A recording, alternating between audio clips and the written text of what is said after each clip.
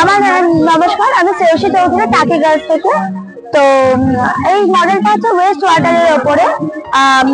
আমাদের সাধারণত কি হয়, সবার ঘরে ওয়াটার ফিল্টার থাকে না, আর যদি থেকেও থাকে সেখানে যখন কারেন্ট থাকে না সেটাকে আমরা ইউজ করতে পারি না। তো আমরা কি করব, এই পদ্ধতিতে সহজেই ঘরে আমরা ওয়াটারটাকে ফিল্টার করতে পারবো। তো আমরা প্রথমে রেখেছি বড় পাথর। বড় পাথর কি করছে, যে পাতা টাইপের, আমরা যখন পুকুর থেকে জল তুলে আনি সেখানে অনেক রকমের দূষিত পদার্থ, পাতা, কাপড়, নুড়ি অনেক কিছু থাকে। তো আমরা বড় পাথর কি করছে, যে পাতা টাইপের জিনিসগুলো সেগুলো আটকে দিচ্ছে। তো তারপর আছে মিডিয়াম সাইজের পাথর। একটু আস্তে তো এই মিডিয়াম সাইজের পাথর, এই পাথর কি করছে, নুড়ি কাপড় বাড়ি যেগুলো থাকছে সেগুলো আটকে দিচ্ছে। তারপর থাকছে কয়লা। আমরা জানি যে ওয়াটার পিউরিফাইং যে মেথডটা, সেখানে কোল খুব ইম্পর্টেন্ট, তাই আমরা কোল ইউজ করেছি। তো তারপর আমরা রেখেছি বালি। বালি কি করছে, আরো ছোট যে এলিমেন্টস গুলো সেগুলো আটকাচ্ছে। তারপর রেখেছি কটন। তো কটন কি করছে, ঘোলাটে যে জলটা সেগুলোকে চোখ করে পরিষ্কার জলে কনভার্ট করছে। এই পরিষ্কার জল আমাদের সিটি, মানে আমাদের শহরে বিভিন্ন কাজে লাগানো হচ্ছে, যেমন কার washing, gardening, house, apartment, factory.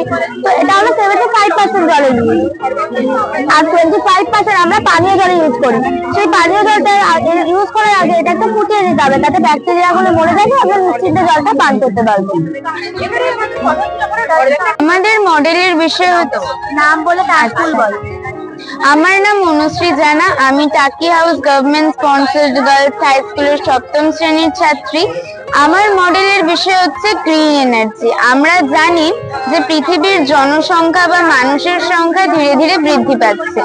এর ফলে কি হচ্ছে, দৈনন্দিন দিনে বা দৈনন্দিন জীবনে যে বৈদ্যুতিক চাহিদা, সেই বৈদ্যুতিক চাহিদাও বৃদ্ধি পাচ্ছে। তাই আমরা এখানে প্রকৃতির শক্তিকে কাজে লাগিয়ে বিদ্যুৎ তৈরি করার চেষ্টা করেছি। এটা হচ্ছে সোলার এনার্জি। এখানে সূর্যের আলো পড়ে সৌরকোষের মাধ্যমে আমরা বিদ্যুৎ তৈরি করতে পারছি। তারপর হচ্ছে বায়ুকল।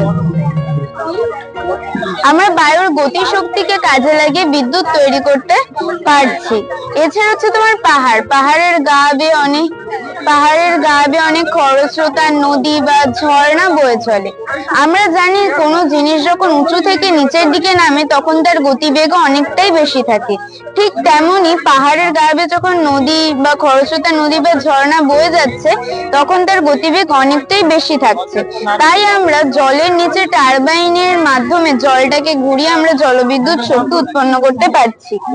যেমন এইভাবে আমরা জলবিদ্যুৎ শক্তি উৎপন্ন করতে পারছি। এছাড়া হচ্ছে তোমার বায়োমাস এনার্জি। আমাদের চারপাশে পড়ে থাকা বর্জ্য পদার্থ বা আমাদের ব্যবহার করা বর্জ্য পদার্থ, যেমন মলমূত্র, কৃষিক্ষেত্রের বর্জ্য, তারপর গৃহস্থালির বর্জ্য, শাকসবজির খোসা ইত্যাদি বর্জ্যকে আমরা এই মেশিনের মাধ্যমে প্রসেস করে আমরা বায়োমাস এনার্জি পাচ্ছি।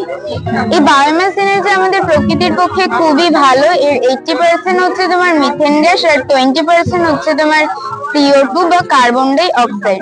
এছাড়া এই যে বায়ুকল বা টারবাইন আমরা প্রভৃতি বকখালি, তারপর রাজস্থান, গুজরাট, সমুদ্র তীরবর্তী এলাকা ইত্যাদি অঞ্চলে দেখতে পাচ্ছি।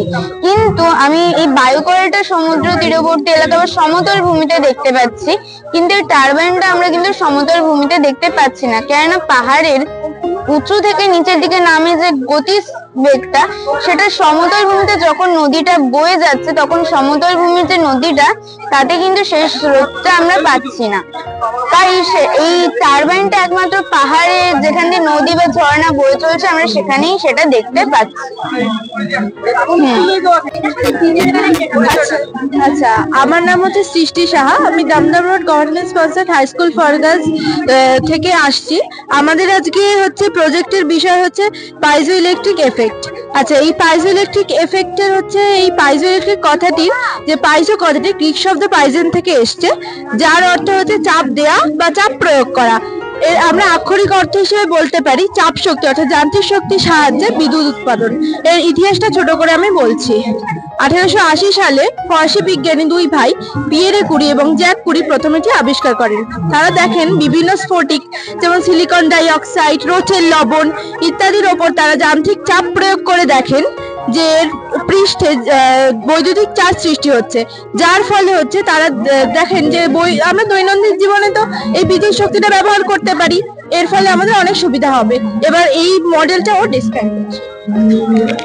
আমি হলাম Joyita Goswami, Dumdum road government sponsor high school for গার্লসের ছাত্রী। এবার আমরা এখানে হচ্ছে হলো একটা অন্ধকার ব্রিজেটাকে প্রয়োগ করে দেখাচ্ছি। পাইজো ইলেকট্রিক প্রভাবের একটি গুরুত্বপূর্ণ উপাদান হচ্ছে হলো সেন্সার। সেন্সার কি করে? চাপ শক্তি, গতি শক্তি এবং শব্দ শক্তি অর্থাৎ নানা প্রকার যান্ত্রিক শক্তিকে হচ্ছে হলো সেন্স করতে পারে এবং পাইজো ইলেকট্রিক প্রভাবের একটা গুরুত্বপূর্ণ উপাদান হচ্ছে হলো ট্রান্সডিউসার। ট্রান্সডিউসার কি করে? সেন্স করা যান্ত্রিক শক্তিকে হচ্ছে হলো বৈদ্যুতিক শক্তিতে রূপান্তরিত করে এবং হচ্ছে হলো এটাকে হচ্ছে হলো ব্যাটারিতে সঞ্চিত রাখে। বিভিন্ন আনফেভারেবল কন্ডিশন, যেমন এখন গরমকাল লোডশেডিং ব্যাপারটা খুব বৃদ্ধি পাচ্ছে, ওরকম পরিস্থিতিতে আমরা এই সঞ্চিত বৈদ্যুতিক শক্তিকে হচ্ছে হলো ব্যবহার করতে পারি। যেমন আমরা বললামই এখানে অন্ধকার বীজের প্রয়োগের মাধ্যমে দেখিয়েছি। এই নানা সুযোগ সুবিধা রয়েছে যেগুলো ওরা বলতে চলেছে। আমি সুমিতা সাহা, দমদমের government sponsor high school for girls HS এর ছাত্রী। তো এই বিভিন্ন রকমের সুযোগ সুবিধা আছে, যেমন হচ্ছে এই পাইজো ইলেকট্রিকের উপাদানগুলিকে বিভিন্ন তাপমাত্রায় ইউজ করা যায়। আবার পাইজো ইলেকট্রিকের উপাদানগুলি হচ্ছে ইকো ফ্রেন্ডলি, অর্থাৎ কোনো রকমের পরিবেশ দূষণ ঘটে না। এছাড়াও এই পাইজো ইলেকট্রিকের ব্যবহার দ্বারা কম্পাঙ্ক বা ফ্রিকোয়েন্সি নিয়ন্ত্রণ করা হয়। এছাড়া পাইজো ইলেকট্রিকের সাহায্যে অ্যালিক্সোমিটার ব্যবহার করে আমরা ত্বরণ পরিবর্তন করতে পারি। এছাড়াও এই পাইজো ইলেকট্রিকের উপাদানগুলি হচ্ছে পুনর্বিকিরণযোগ্য, অর্থাৎ সহজে শেষ হয়ে যাবে না। আমরা যেমন কয়লা পুড়িয়ে ইলেকট্রিক উৎপন্ন করছি, এর ফলে আমাদের পরিবেশ দূষণ ঘটছে, কিন্তু আমরা যদি এই পাইজো ইলেকট্রিকের সাহায্যে ইলেকট্রিক উৎপন্ন করি তাহলে আমাদের কোনো রকমের পরিবেশ দূষণ ঘটবে না। আমি শ্রেয়া কুন্ডু, আমি Dumdum road government sponsored high school for girls HS বিদ্যালয়ের ছাত্রী। আমি এই যে জাপানে